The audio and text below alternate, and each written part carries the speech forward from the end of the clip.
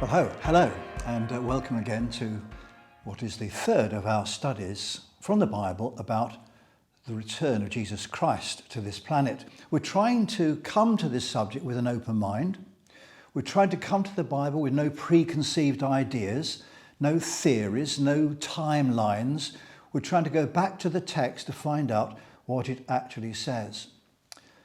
And so far we've seen that we are living in two ages. On the one hand, we are members of the United Kingdom because we live in this present current age, which is flawed by sin. But we also live in the kingdom of Christ, the kingdom of God, which Jesus brought when he came and died and rose from the dead. So the ages, the old age and the new age, they overlap, and we are living in that period of overlap. Last time we investigated the Old Testament. We found there are at least 50 pieces of the jigsaw puzzle about the Messiah who was prophesied to come. Sometimes it was obvious where to put the pieces. Jesus will be born in Bethlehem. Obviously, that belonged to Jesus' first coming.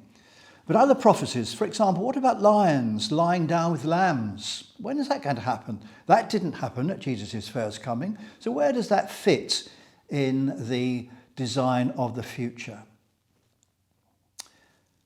I used the parable of the stage theatre as a backdrop to all of this.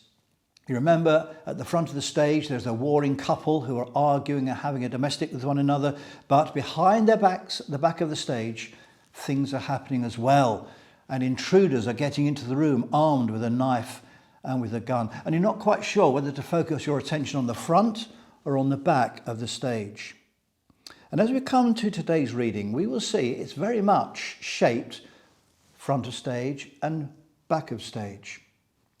You've all heard of this Sermon on the Mount, but you may not have heard of the Sermon on the Mount of Olives. It's recorded 3 times in 3 Gospels. Each of them adds different details. In Matthew chapter 24, Mark 13, and Luke chapter 21. I'm going to be reading today from Luke chapter 21, but I'm going to try to synthesize the 3 accounts and make one whole picture of what Jesus had to say in these 3 chapters. Luke chapter 21, verse 5. Some of his disciples were remarking about how the temple was adorned with beautiful stones and with gifts dedicated to God. But Jesus said, "As for what you see here, the time will come when not one stone will be left on another. Every one of them will be thrown down."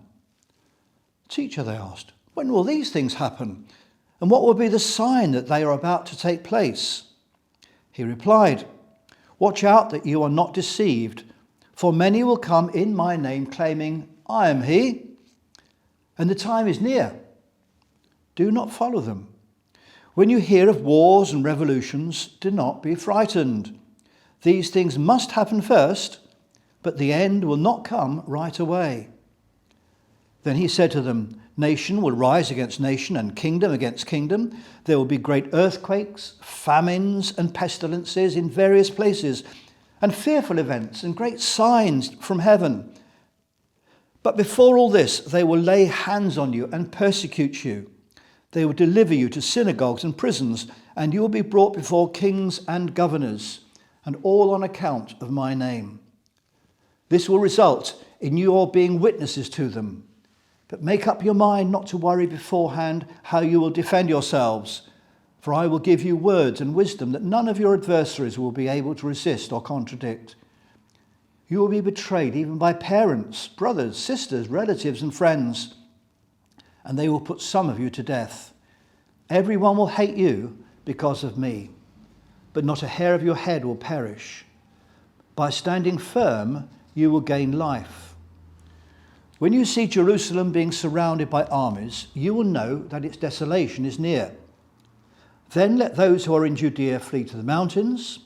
Let those in the city get out, and let those in the country not enter the city. For this is the time of punishment in fulfillment of all that has been written. How dreadful it would be in those days for pregnant women and nursing mothers. There will be great distress in the land and wrath against this people. They will fall by the sword and will be taken as prisoners to all the nations. Jerusalem will be trampled on by the Gentiles until the times of the Gentiles are fulfilled. That's just the first half of this chapter. We'll read the second half later.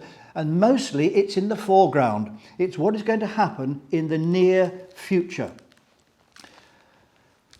13 men are leaving the temple, and 12 of them turn to the other one, Jesus, and they remark upon its magnificence. It was magnificent. Herod the Great had begun building this temple in 19 BC, about 40 years earlier or more.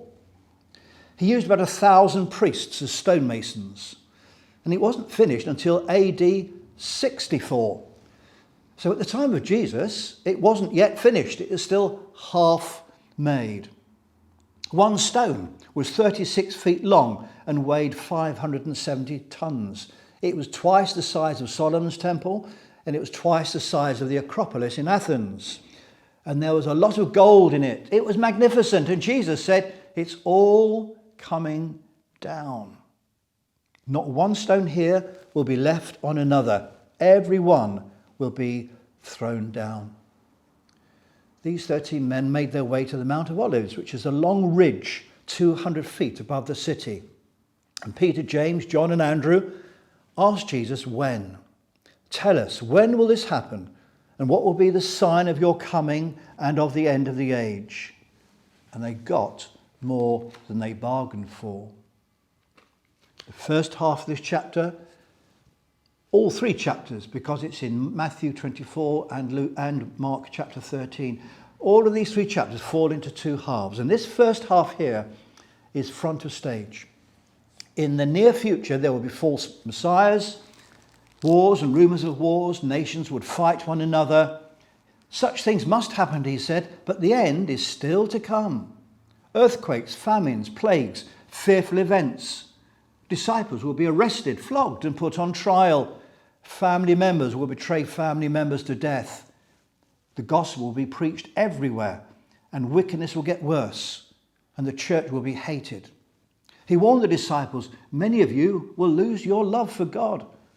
Because of the increase of wickedness, the love of most will grow cold, he said. The disciples will be hated because of Jesus. And then Jerusalem would be surrounded by armies. When you see Jerusalem being surrounded by armies, you will know that its desolation is near. And when the armies broke into Jerusalem, the abomination of desolation would appear. What the Message calls the monster of desecration, or the Good News Bible calls the awful horror. So what then is this awful horror, this abomination of desolation? Well, Daniel was the first prophet to speak of it.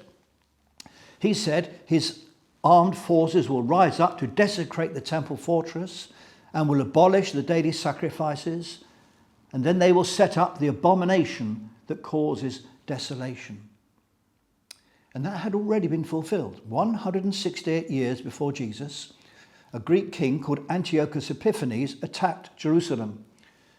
He and his men stormed into the temple, and they erected a pagan altar to the god Zeus in the Holy of Holies in God's temple. And there in the Holy of Holies, they sacrificed pork, pig meat, to this idol. They ordered the Sabbath to be broken, to be desecrated. They abolished circumcisions, and they murdered as many Jews as they could lay their hands upon. And Jesus is saying it's all going to happen again. What happened 168 years ago, or BC, is going to be repeated in your time. And when it does, you Christians, get out of the city, flee, leave it, because I'm telling you in advance what is going to happen. Jesus said, Jerusalem will be trampled by the Gentiles until the times of the Gentiles are fulfilled.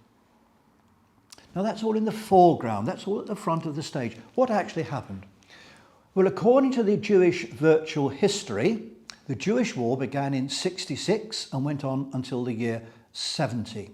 In the year 66, the last governor of Judea, Florus, one of the successors to Pontius Pilate, Florus stole vast quantities of silver from the temple.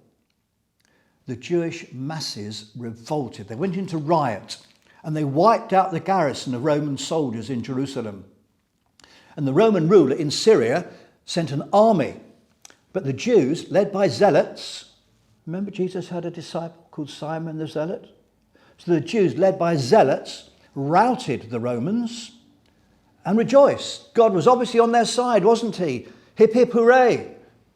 Oh no, it wasn't quite that straightforward. There were terrible consequences to this revolt. The Emperor Vespasian sent an army led by Titus to exact revenge. He came from the north. He went first to Galilee, where about 10,000 Jews were killed or sold into slavery. Then on to Jerusalem, and his army surrounded the city. But by then the Christians had left. They remembered what Jesus had said. And as the city was being besieged, there was civil war amongst the Jews inside the besieged city. Indeed, some estimate that as many Jews killed Jews during this civil war as the Romans did once they'd got in. When they did get in the summer of the year 70, the walls were breached. They got in, and there was an orgy of violence and destruction. The temple was destroyed, and it's estimated that during the 4 years of that revolt, 1 million Jews were killed. And there was total loss of Jewish political authority in Israel from that year, AD 70, right up until 1948. The Abomination of Desolation. Roman soldiers went into the Holy of Holies, the meeting place of God on earth with people. They exposed themselves in there. They went to the toilet in there, and they took their eagles in. These eagles were Roman gods. And then the soldiers melted down all the gold they could find, and the gold flowed into the cracks between the stones. And that's why the soldiers broke up the stones in order to get to the gold. Didn't Jesus say not one stone will be left standing upon another? We know these events as the Jewish revolt, and they were over by AD 70. The temple had been violated and destroyed. Jerusalem was in ruins, and the holy city was occupied by Gentiles until 1948. There was another revolt in AD 130, a further revolt led by another false Messiah, which led to another defeat and another genocide of every Jew who could be found. Anybody who seemed to be at all Jewish was executed. Even the name Judea was abolished. Nobody could say that word. The Romans renamed the place Syria Palestrina. But leading up to that Jewish catastrophe in AD 70, there were false prophets. There were false miracles. There were false messiahs. There were wars and rumours of wars. There were earthquakes and famines and plagues. There were arrests, court appearances and persecutions. And there was the abomination of desolation in the temple, just as Jesus had said would happen. But the Christians had fled, as he had told them to do, when the city was about to be surrounded by armies. And all that is in the foreground. All that is relating to the 40 years that would follow after the death and resurrection of Jesus. But they're a sort of foreshadowing of what's going to happen at the end of time. So let's read now the second half of the Sermon on the Mount of Olives, Luke 21, verse 25. There will be signs in the sun, moon and stars. On the earth, nations will be in anguish and perplexity at the roaring and tossing of the sea. People will faint from terror, apprehensive of what is coming on the world, for the heavenly bodies will be shaken. At that time they will see the Son of Man coming in a cloud with power and great glory. When these things begin to take place, stand up and lift up your heads, because your redemption is drawing near. He told them this parable. Look at the fig tree and all the trees. When they sprout leaves, you can see for yourselves and know that summer is near. Even so, when you see these things happening, you know that the kingdom of God is near. I tell you the truth, this generation will certainly not pass away until all these things have happened. Heaven and earth will pass away, but my words will never pass away. Be careful, or your hearts will be weighed down with dissipation, drunkenness, and the anxieties of life, and that day will close on you unexpectedly like a trap. For it will come upon all those who live on the face of the whole earth.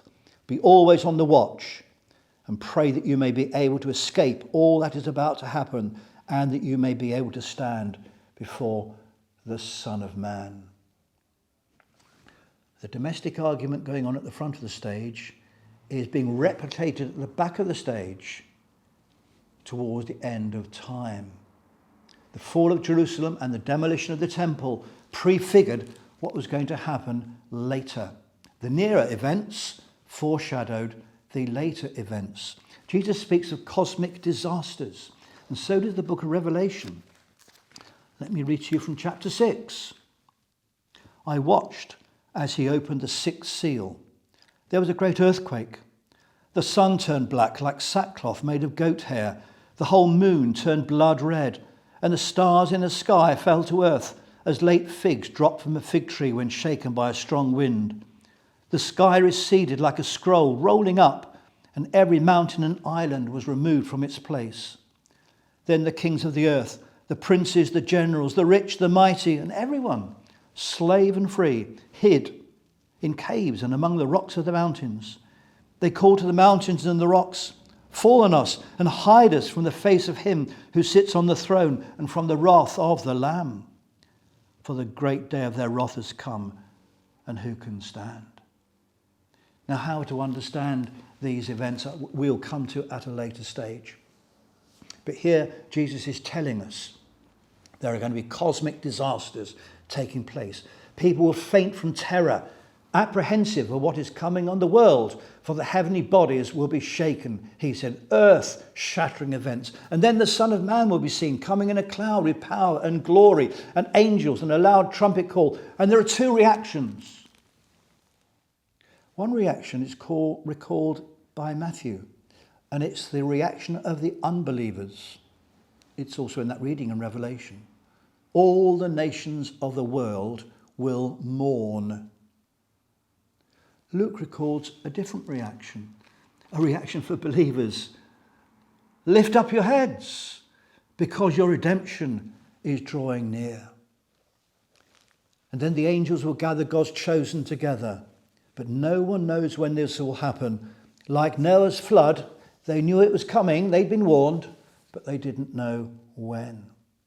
The Son of Man will come at an hour when you do not expect him. And then the Sermon on the Mount of Olives ends with three parables, and all three of them are in Matthew's account, in Matthew chapter 24. The parable of the fig tree.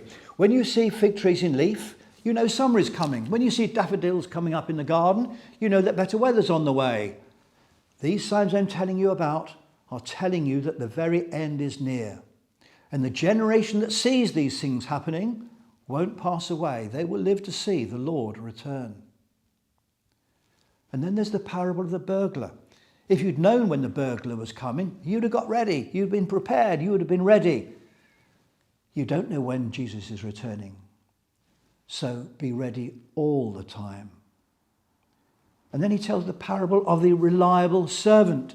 He says, if a lord goes away and leaves his property in the hands of a steward, he expects that steward to behave and not to misbehave.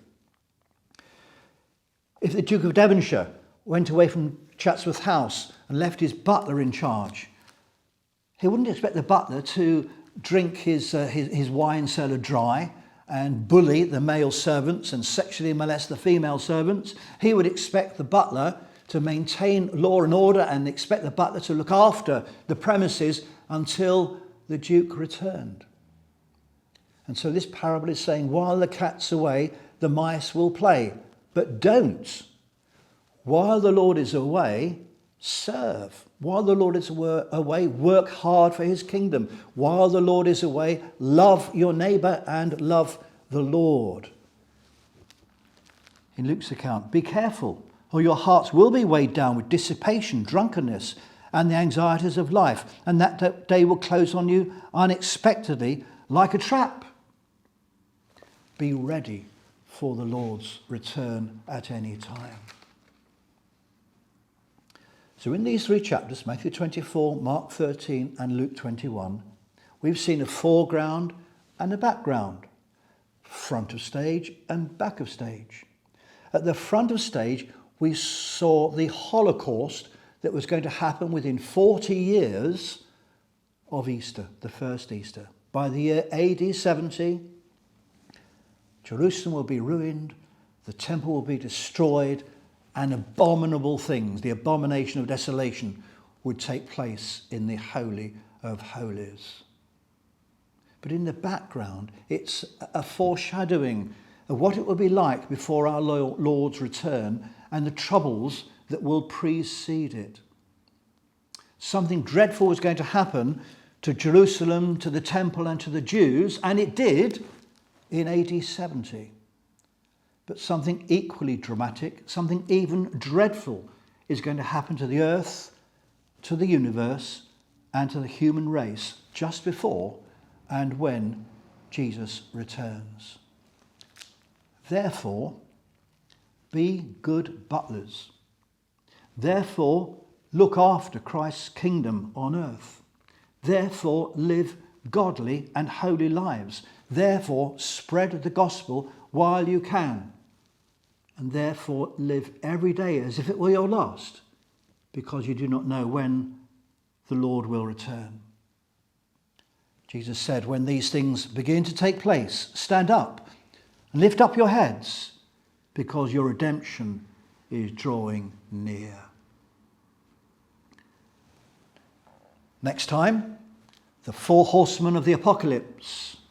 Walk on, whoa! Thank you.